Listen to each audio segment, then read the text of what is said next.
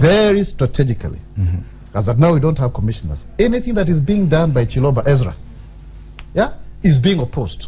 They will go to court on the basis of who is auditing the register. The other decision made by the IBC will also be opposed.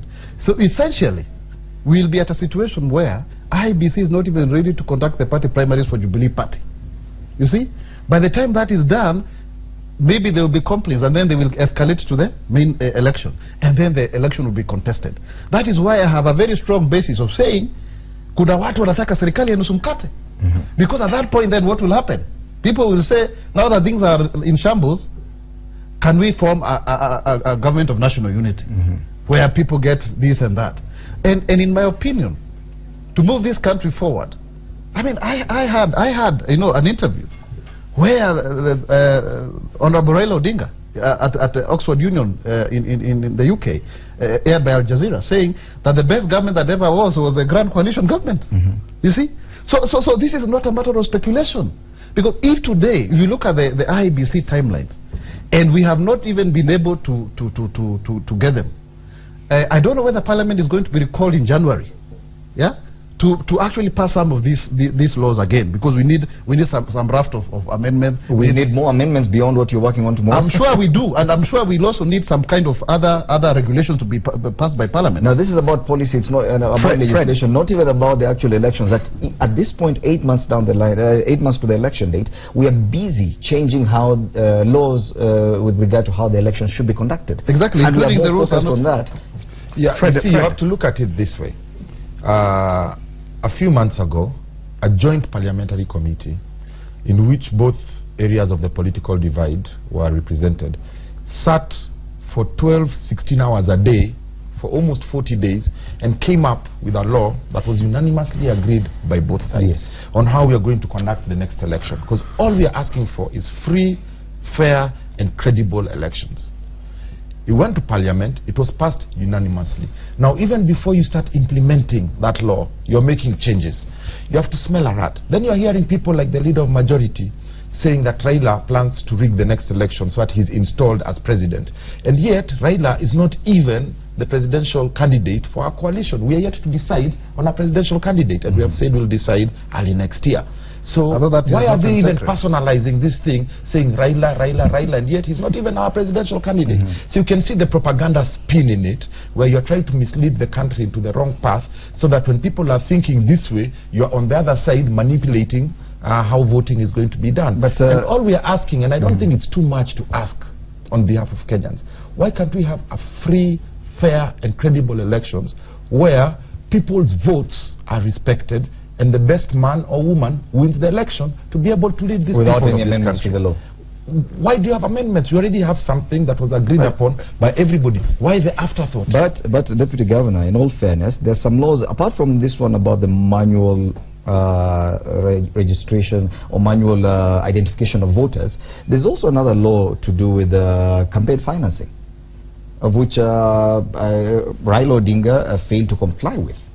Yes, Bwana Uhuru Kenyatta did. All the other presidential candidates, including Moses Wetangula and Kalonzo Musyoka, complied with that law in terms of identifying people to manage your account and giving those details, including your bank account details, to the IEBC. Raila Odinga did not do that. So it is necessary for him to ensure that this amendment goes through. He's driving anarchy. No. And I'll answer that question. It's not about whether you're going to change or not change laws. It's about what is constitutional and unconstitutional. For example, that law that said you have to have done your campaign financing by, I think it was the 8th of December. Otherwise you cannot contest. Now, you have civil servants who are set to retire or to resign by the 8th of February. Are you locking them out 2 months before? You have somebody who's probably sitting now down in America saying that I'm going to run in the next elections, but I'll come home just before the nominations in June. But Honorable Weke has double standards. No, I'm not double standard. On the issue of the electoral law relating to the biometric, there obviously is also the same problem of this disenfranchising large number of Kenyans if the system fails. Now, on the issue of the finance, the campaign financing, he feels quite right for Raila Odinga not to abide by the laws of the country and demand a change because it affects him as an individual. I think Mheshimiwa Yusuf has not been listening to me. We are not saying that you should not have a backup. What we are saying is, why are you insisting that this backup must be manual? And I say technology fails, but you do redundancy with some more technology. You don't go manual that can be manipulated. And this other law, honestly, you're saying that you must do it by the December the 8th, and yet you have other conflicting laws that say people can decide to run, especially civil servants, before February the 8th. So it's unconstitutional. You're now messing up with people's rights to vie for an election. Fred, let me say this, and I want to urge the panelists. Issues to do with electoral reform is not an opposition issue. It is not a Jubilee or CORD issue. It is not a Uhuru Kenyatta or Raila Odinga issue. Credible elections in this country is our ticket to peace. You know, I hear people talking about discussions between peace and credibility of elections, and you cannot, these two issues are very critical to each other. Without credible elections, either real or perceived, then it is very difficult to have peace in this country. And I want to agree with the Honorable Mwaura when he says that if we get it wrong in this country, clearly you will see what you've never seen before. Now, key things. Number one, again, there is another misnomer. I hear Honorable Yusuf saying that if we resort to electronic identification, there are people who will be disenfranchised. You know, let's not use big words that do not mean anything. The law is very clear. It says that if that particular station, that thing does not work, that election will not happen. That does not mean that it will not happen on another day. Because the law also is very clear. It empowers the commissioners to say, in that and that polling station this thing failed, we are receiving results, we will continue the next day. But Kenyans don't have a history of that. No. The law is very clear. You know, let's not so if read you the tell law a person selectively. on the queue, The mere fact that in a polling station the biometric identification thing did not work, it does not presuppose that you will be disenfranchised. It just proposes that the commission can actually say, we order for fresh. And the law is very clear in black and white that the commission has capacity to declare that station order. Where has that happened in the history of Kenya's I'm saying the law now is very clear. Electoral history. Now the law is very clear. It empowers IEBC. Read the law clearly. So if it fails in a few polling stations in Kamukunji, just means that Kamukunji will have to wait longer. We'll have to wait longer to ensure that the credibility of that election is not compromised. Number two, and that's why I'm saying we need goodwill. Where we are, Fred, I can tell you for a fact we are headed for trouble. As we speak, we are going for the last voter registration, what we call mass voter registration, from 15th of January. Guess what? We only have 8,000 laptops. Others are functioning, others are not functioning.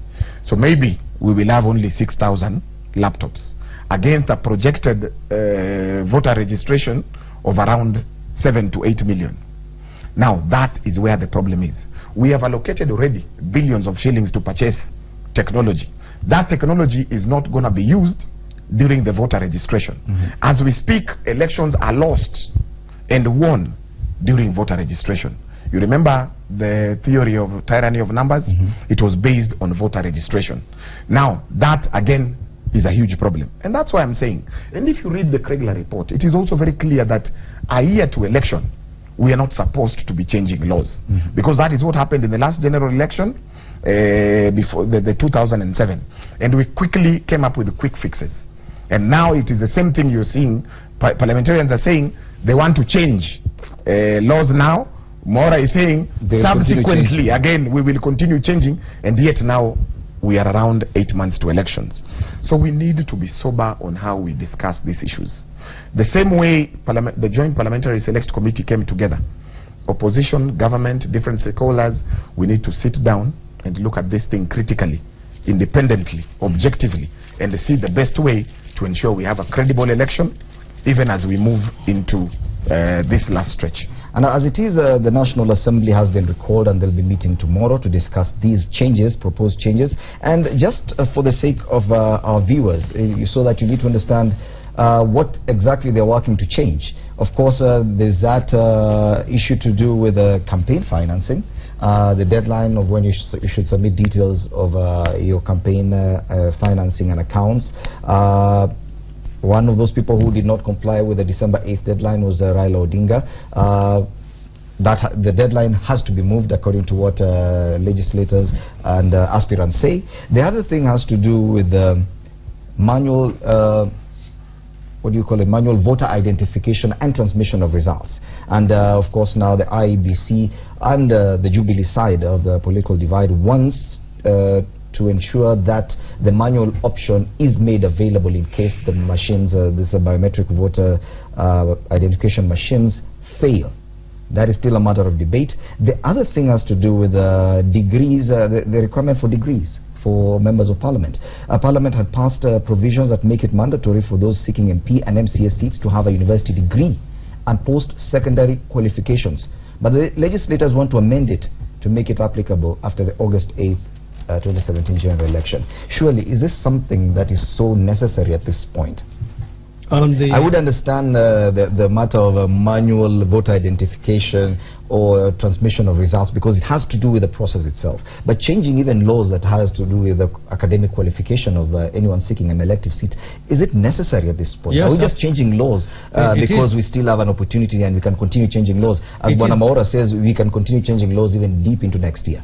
It is necessary because, for example, I personally support the idea that we should increase the benchmark. We should raise the benchmark for our legislators because of the difficult legislative processes that they have to deal with, of which education plays a very important part. But if you look at the democracy again, is that a significant number of our members of parliament and our MCAs do not have degrees, and therefore to do that would be to disadvantage a large number of our population. It's only 1 million Kenyans, I'm told, have degrees, which means are you going to stop 44 million people, other people who are among the maybe 50% of the 40 million Kenyans eligible to stand for office? Are we going to stop that and we create an elitist parliament and National Assembly and Senate? The answer is no, and I think it is fair to allow people to select their representative, and they should determine whether education is a factor. The voter should determine and say, I want an educated member of parliament. But if they decide to select someone whose education is... But the amendment right now just pushes that time. If you don't do it in the next year's election, it should happen after the general election. So the need will still be there, the debate not necessarily, because you never know what the next parliament would think about that. So you think we should do away with that kind of provision? I personally think that should be left to the citizens. Yeah, and I think I support that. You don't need to go and have academic qualifications to lead. Actually, if you look at the top 10 richest people in the world, the top 9 don't even have college degrees, university degrees. So I don't think what you go and get a degree for has any correlation with how you can lead or represent people. So I agree with Mheshimiwa Yusuf that it should be left for the voter to decide individually in the constituency to say, I want an educated MP. At which level of education do you want that MP or whatever elected leader it is?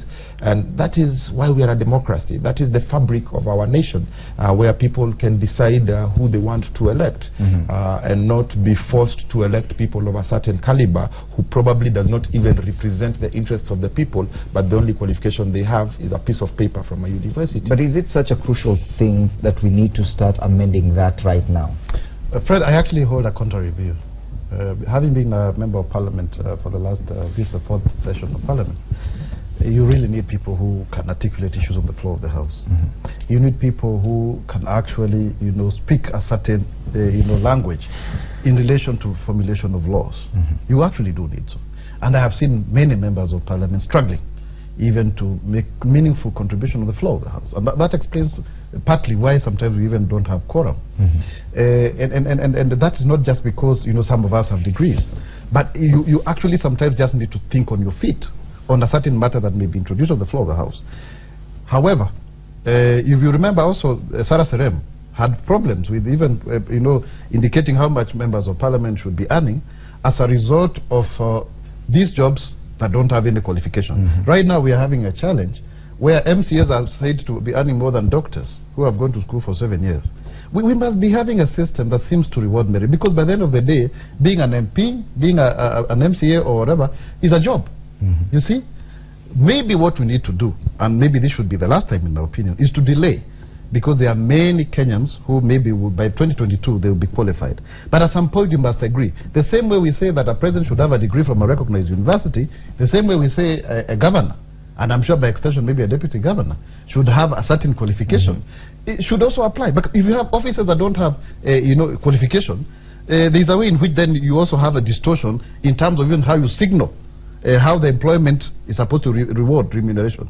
But we agree, like for me, for people with disabilities, many of them have not had opportunities to go to school. If you look at other marginalized groups of people, so maybe they may not have those diplomas. But leadership in itself, in and of itself, is not a function of education. You cannot go and argue and say, because you have a degree, you're more of a better leader. However, the roles that you play thereafter, especially in terms of legislation particularly, representative of people, we chose English as a language of communication and official language. That's what we use. And if you cannot articulate, then your people are at a disadvantage. So yes, maybe we may say for now, because there are people, really quite a number of our colleagues in Parliament who don't have these qualifications. We'll give them more time. Maybe 2022 they will be ready. Of course, as Honorable Yusuf has said, the wisdom of the 12th Parliament cannot be anticipated in terms of how they are going to legislate. But it is important to have people of a certain caliber. In any case, leadership is only a group of a few people. If you have 1 million people who have a degree, you only need 349 of them to be the National Assembly, 67 to be in the Senate. And there should be the creme de la creme of the society. Do you agree, Bonawek? While I agree with Honorable Mwaura's sentiments about quality of debate, I do want to vehemently disagree on a number of things. Number one, democracy is about the will of the people. Now, if somebody who has no degree has inspired those people to the level where those people want that person to represent them, that is democracy. And the law is very clear on the right to choose, the right to vote, the right to be able, as a voter, to choose a candidate. So, to introduce educational qualification to that right actually limits the right for the voter to choose as well as the candidate to run. Now, I also want to remind Mwaura that one of the best, many great leaders internationally and in this country never had any degrees. Winston Churchill never had any degree. I was actually shocked that the great Thomas Mboya, who people thought was a brilliant lawyer, did not have any degree. But they were brilliant people, the likes of Akina Martin Shikuku. They never had any degree. So again, being brilliant, being able to articulate issues can never be equated to education. And it can never be equated to having a degree. So having said that, we cannot limit the right for people to choose whomever and whoever they want to choose. But I want to come back to the real issues as regards the next general elections. Now we have appointed KPMG to audit the voter register. The question again, which the law does not deal with. The problem that we have in this country, we think that by the mere fact that we have created a law, then the law ought to deal with our issues. Again, when we are auditing the register, how are we auditing it? Is it a computer test? Is it a proper audit where we have to do something called the VLA, which is the voter to list audit? Whether we say there are 14 million people in the register, how do we ascertain that these 14 million are the same ones that are in the register? So proper audits, it's a very comprehensive sort of audit, and I can tell you 1 month is definitely not enough. Two, getting an organization like KPMG that has no capacity nor capability to audit a voter's register. This is not auditing finances. This is not auditing your books. It is auditing proper records and ensuring that those people are the ones that are in that register. Again, where was that done? There are things that we are getting wrong in this country. Because again, the law is not very clear. What audit are we looking at? Is it forensic? Is it a computer test? Is it are we testing the voters to the list? Are we looking at people who were registered in the last register using a passport and they had not attained the age of 18? So again, but I'm also wondering, there are a lot of things. He's the CEO of IE. Did they apply for that now that they're questioning the capacity of KPMG? We did. You never qualified. And we have done audits many since 1992. Okay. Now, as we wrap up this conversation, because our time is almost up, I need to ask this question for the sake of the viewers. We hear this name Michael Yard being bandied left, right, center. We have no clue. And you know, sometimes politicians, when you speak, you assume everyone knows what you're talking about. So yesterday, Majority Leader was talking about Michael Yard. You were in that press conference. We had Junet Mohammed denying any involvement with Michael Yard. Who is this Yard? Never heard of him. So I don't know where that name got picked from. I saw Yusuf in the press conference. Yeah, and it looks like he knew. Well, the press conference was televised. Yes. So I don't see the reason why I should be repeating myself. It is there for us to see. So clearly you have no clue who Michael Yard is as well. Do you have an idea who this Michael Yard is? You remember in the US election there was another guy called Peter Manafort. These are election mercenaries that know how to move from Ukraine, from Russia, to America, to African politics. And they know how to manipulate elections. In fact, I remember having a conversation with another Zimbabwean MP called Eddie Cross about how there are now non-formal ways of manipulating crowds and influencing elections. Something that I think even in the US they're trying to see whether, I think Jill Stein has gone to question whether they can have a recount. There seems to be beyond the normal ways of manipulating systems as to influence the election outcome. So when you hear this Yard, I think his name betrays him because it could be the yardstick for rigging elections, and we must question his credibility. I don't think Aden Duale is speaking from a point of ignorance. He knows what he's speaking about. Yes. Bonaweki. You know, we need to be sincere in this country. We need to be extremely, extremely sincere. Now, Michael Yard is the CEO for IFES. And Michael Yard was in the last general election. IFES? IFES is an international institution. Foundation for Election Systems. Yes, International Foundation for Election Systems. They work on election systems. They work on election systems. And all over the world, they give technical capacity to election management body. Now, Michael Yard, who's the expert in terms of technology, was there in the last general election. He was still the CEO for IFES, and he gave technical expertise to IEBC. So he is what do I say? He's been brought by IEBC. He has been contracted rather by IEBC. Not really contracted. There are a number of donors that put in money in IFES, and IFES helps in terms of giving technical expertise as regards technology. Now the question is, if Michael Yard was there in the last election and he still gave technical expertise to IEBC, at what point has he been compromised now? Did Jubilee compromise him in the last election? That is why they are afraid now in this election. You see, it is very, and that's why I'm saying we need to be extremely honest. Michael Yard is a fairly independent minded person who works for an institution that gives technical expertise. Now, again, you can see, and that's what I'm saying, we are only 8 months to elections. Let us not perpetuate narrative that will take this country to anarchy. Now, that is one of those narratives that are very dangerous. But now, Michael Yard all of a sudden has become an agent Fred, of the opposition. Remember in 2007, the International Republican Institute, which Brian Weke knows about, refused to release the exit poll that ostensibly was showing that Raila had won by about 6%. So when you hear Duale questioning about this institution, about IFES, and it's a very huge donor basket fund, I can tell you what billions of shillings, that is supposed to be going for technical assistance for civil society, for IEBC and all of that. And this is an individual who, just like the IRI last time, did not release the exit polls for very serious. In fact, I remember, and I need to disclose this, When we were making the ODM manifesto for 2007, these guys walked in. I don't know whether they had funded the meeting, but they walked in this, and then when we're discussing serious national issues, they said, oh, no, no, no. These are discussions that should be happening in a political science class. And so you should stop, think about simple things, because they were worried about our way of thinking. So there is every legitimacy in questioning these otherwise benign individuals who are moving around in briefcases, looking like they know everything about elections. We don't know what they're up to.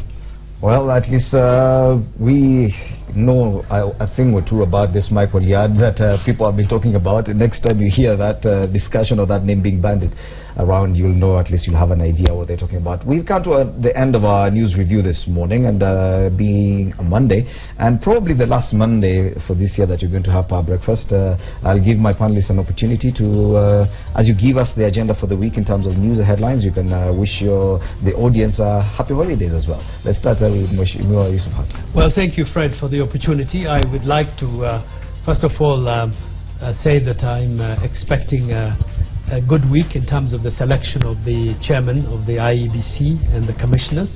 That this is a critical week for us.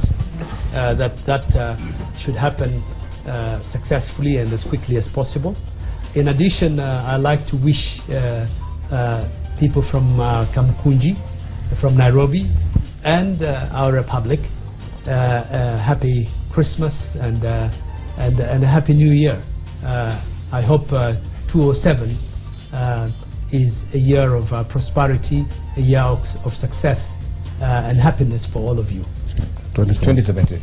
2007. The year 2017. Deputy Governor. Yeah. Well, you know, week of Christmas, there's so much happening.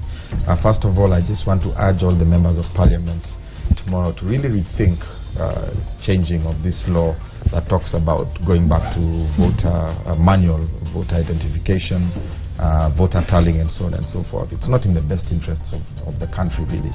So we just urge the MPs to think about it logically and not take hardline party positions. That is not in the best interest of the country. Nairobi County launched yesterday the Governor's Cup, over 800 teams, grassroots teams. It's just our way of keeping the young people busy during the holiday season, empowering them, and also talking about or against drug abuse and alcohol abuse. You know, it's a festive season, so it's just our way of keeping the young ones busy. Kalonzo Musyoka launches his book on Wednesday. For this week. On the 21st. Against autobiography is even captured on the front page of the Daily Nation. How Moi's choice changed 2002 polls. Exactly. Yes. I've seen some experts of it. It's a great book to read. And I think what's most important about that book is it's called Against All Odds. And it just shows how somebody very young, very poor, who came from a very poor and hardship area, could come up and become a leading political figure, become a vice president of this country. It just tells Kenyans that no matter where you come from, no matter how hard your background is, you can make it in life and you can go to the top echelon. So I urge people to buy that book. Okay. Last but not least, I'd like to wish all our viewers, all Kenyans, all the people of Nairobi, a Merry Christmas and a prosperous 2017. Okay. Thank you, Deputy Governor. Amora. In 2014, 18th of December, we had a similar recall by the Speaker to discuss the security amendment laws. It was a theater of the absurd. In fact, I was just going through what I had updated on my social media. So I would really want to ask fellow parliamentarians that really tomorrow when we meet, we should put the interests of the country first. Whatever that is for this country, let us just do so. Because by the end of the day, political constitution come and go, but Kenya is bigger than everybody. Yes. And I also want to say that really the excerpt from Kalonzo Musyoka is quite telling. I think he is very candid. And I remember when Raila was launching his own book, I mean, they had a tiff kind of, because sometimes some of these are a bit candid, and you know they may affect a bit too candid. So we will want to see more, and also it's inspiring. Let's say the truth, to see how Kalonzo rose from nowhere. In fact, at some point he says that Raila, Mudavadi, and Uhuru had, you know, their Angala. they had their fathers, you know, the name. But he's just this person who should have backed when Moi had named Uhuru as a candidate. So I think it's good. And also, I think it's also important to say, after being in service, you know, how have you transformed the lives of our people? Because when we occupy public spaces, they should also be transformational of our people. That is something that I think I would want to read in the book as well. And then I want to say finally, the people of Ruiru, because of course I'm running there. I had an opportunity to meet His Excellency the President, and I reminded him about our challenges of water. And I just want to say there's a big project, as had earlier promised.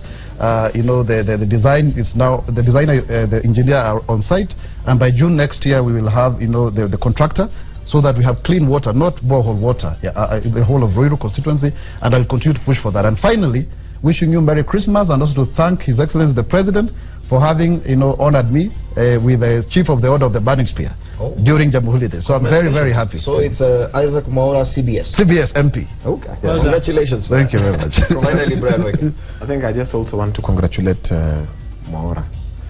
In many instances, he's done us proud as a country. But for me, I would, because the whole of this week, I can tell you for a fact, it will focus on the law. And with regard to IEBC, definitely people will be looking at, because apparently Kenyans feel that the law is the answer to a number of things. So just want to urge our politicians, this is about Kenyans. It's not about political parties. It's not about opposition. It's not about government. It's about credibility of elections. There are genuinely things that need to be changed. I can tell you one of those things is not changing electronic voter identification, because that would help us in terms of credibility of our elections. Of course, the issues to do with the Campaign Financing Act, as well as the regulations, we need to finalize a little bit of things. So please, let's be very open, let's be genuine, let's be quite independent, and think of Kenya even as we move to discuss this law tomorrow, because that is what will help us in terms of moving forward. You know, as a country, we are still very fragile. People think that the post-election violence is past us. There's a lot of window dressing. Let's ensure that the credibility of election is not compromised. And lastly, just to wish all Kenyans all the best during this Christmas period. Yes. Let's be responsible. Let's not over-engage and over-indulge, even as we move to different places. Well, thank you so much, Brian Weke, CEO, IED. Isaac Mwaura, nominated MP, John